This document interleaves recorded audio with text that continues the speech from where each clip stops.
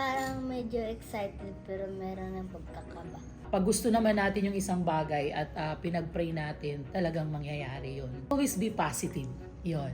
Always be positive. Hayaan mo yung mga negatibo sa paligid. Basta as long as you're positive, nangyayari talaga yung mga yung mga plano mo, yung mga pangarap mo. Thank you kasi binigyan nyo kami ng chance na nagnanais na mag-apply to Canada. Trust Aces talaga. Oh.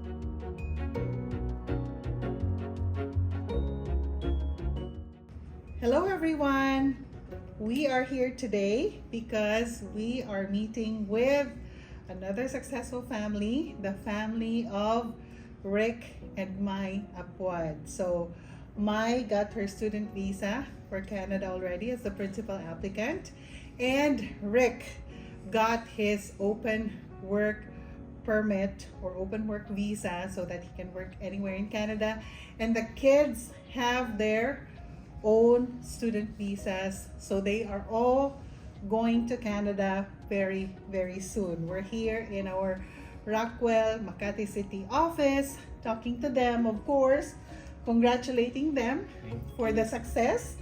And this application is what we would say one of the most special, because when I met Alma, she shared something very heartwarming during our workshop in Cebu, and we are so glad that in spite of all the challenges that we have encountered in their case, we can now say that we have successfully made it, and we're so looking forward to having you guys in Canada. So they're going to be flying very, very soon to Canada. So the next video that we're going to be sharing with you is sharing their life in Canada already. So guys, congratulations again.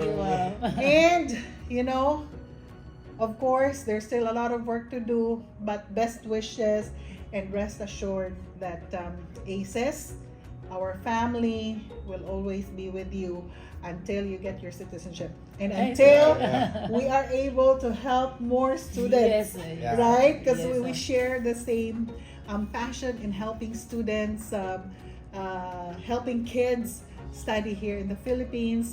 But my husband actually has sponsored more than 100 kids go to school already, and that's why Alma stood out, because when she said during the workshop that she also sponsored kids to go to school, then you know it's something that's very close to my heart, and we prayed so hard that they would get their visas to go to Canada. So again, congratulations, and see you in Canada very soon. Yay. Hello, my name is Almaida Apuad. I'm 42 years old and from Northern Samar. I'm Rick Apuad, 42 years old. My name is Jandra Almeida Apuad. I'm 17 years old, grade 12. I'm Catherine Arisha Almeida Tiapuad. I'm 9 years old. I'm grade 4.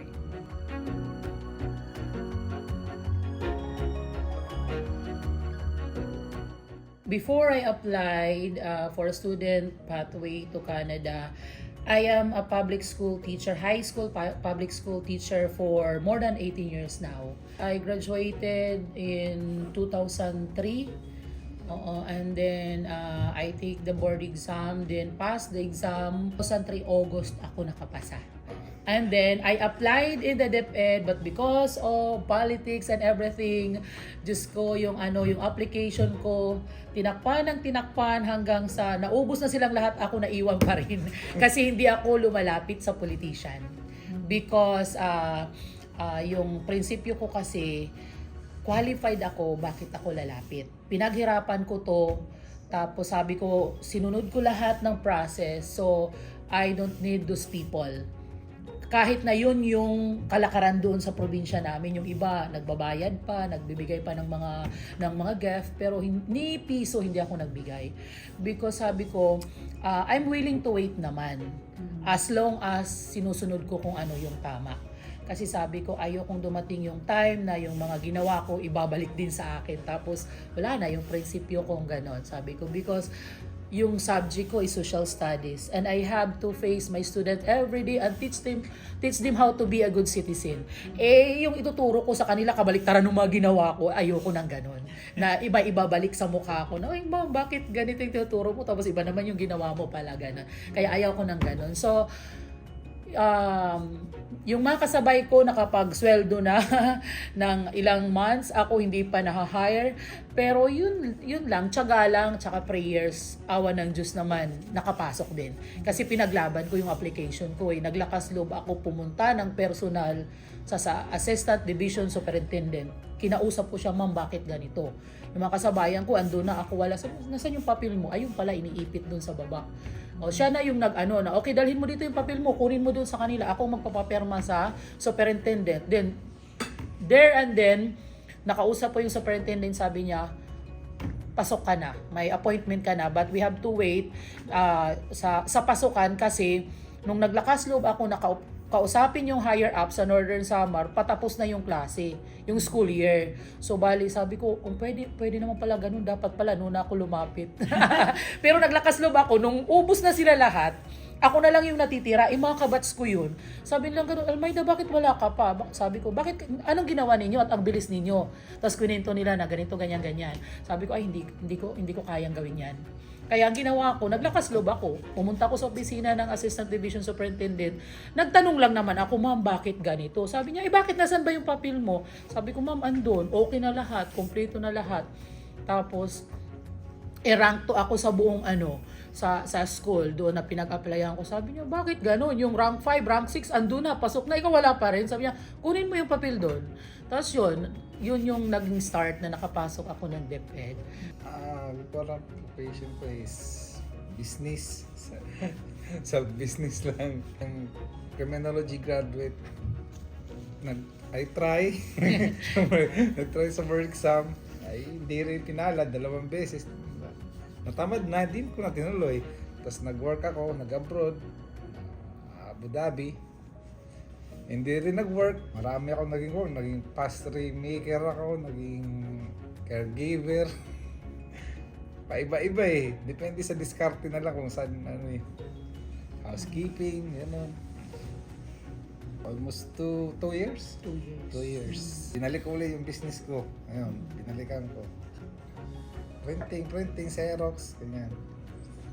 School supplies. Sa awa ng Diyos, survive naman.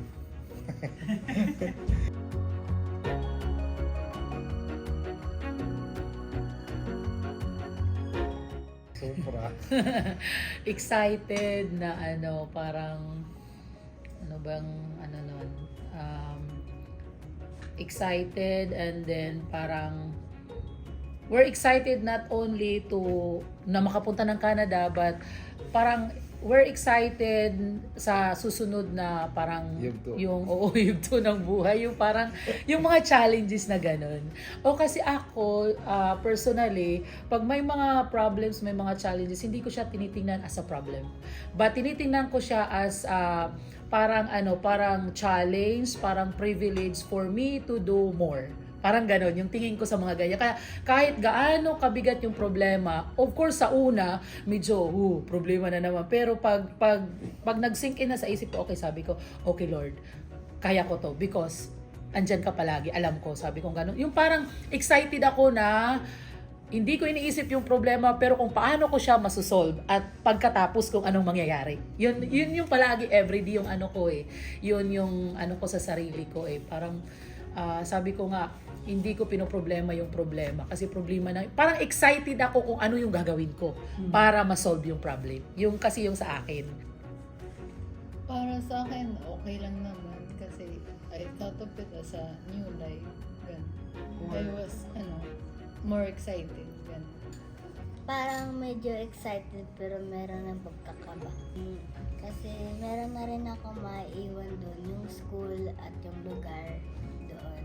Kasi doon, parang bago na doon yung makikita ko, yung weather at yung mga lugar, ibang tao, at yung pagsasalita rin. So na-practice na kayo?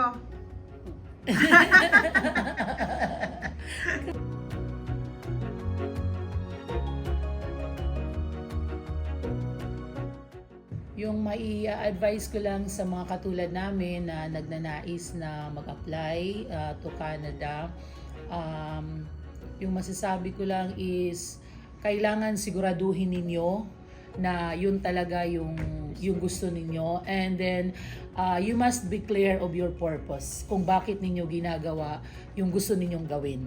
And then once na the moment na nag-start kayo, kailangan tuloy-tuloy, parang ganun. Kasi hindi lahat nabibigyan ng ganitong pagkakataon.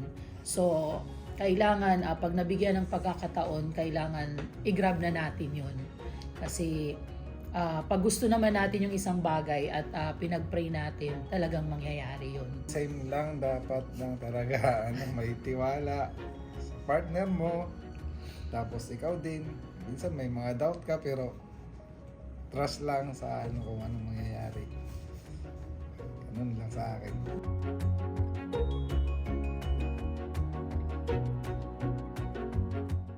Okay. Yes. Oo. I think pray lang. Para sa akin, pray. Prayers. Bigay mo lang lahat. Kasi Walang imposible sa prayers talaga. Oo. And then kahit anong bagay, like sa amin ni Rick, kailangan pag-usapan lang. Lahat ng bagay na dadala sa mabuting usapan, yun lang. Oo. And then always be positive. Yun. Always be positive. Hayaan mo yung mga negatibo sa paligid. Basta as long as you're positive, nangyayari talaga yung mga yung mga plano mo, yung mga pangarap mo. Basta maging positibo. And of course, because being positive, it means that you believe in God fully. Oo. So yun lang ang masasabi ko.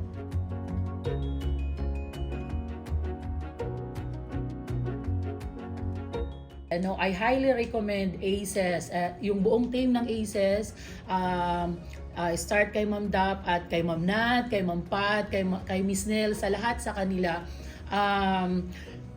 Gusto kong sabihin na unang-una, thank you kasi binigyan nyo kami ng chance, kasi alam ko hindi lang kami yung nag-a-apply, pero nag-ano pa rin kayo sa amin, nag-effort. So thank you, and sa mga mag-a-apply, piliin nyo yung ACES kasi from the start up to hanggang sa ewan ko kung hanggang saan ito makakarating. Kasi pupunta pag nakarating ng Canada. But then kailangan pa rin namin kayo. oo. I Kailangan trust pa rin. ACES talaga. Oo. So, nire-recommend ko sa inyo yung ACES na piliin nyo na tumulong sa inyo para sa inyong plano, sa inyong journey. Kasi every step of the way, nandyan sila. So, hindi kayo pababayaan. And then, of course, kailangan din sa kahit anong relationship, you have to trust each other. So ako, buong trust ko talaga binigay ko sa ACES. Kasi pag may doubt, hindi rin nagiging maganda yung working relation. Kaya ako talaga, kahit minsan yung iba may mga negative na mga comments, hindi ko yun ina-accept because I trust ACES fully. At nakita ko naman sa staff, sa buong team ng ACES na talaga, they're willing to help you kapag ikaw din kasi kailangan sa sarili mo na willing ka ring tulungan, parang ganon. Oo. So piliin niyo yung ACES. Yes, oo.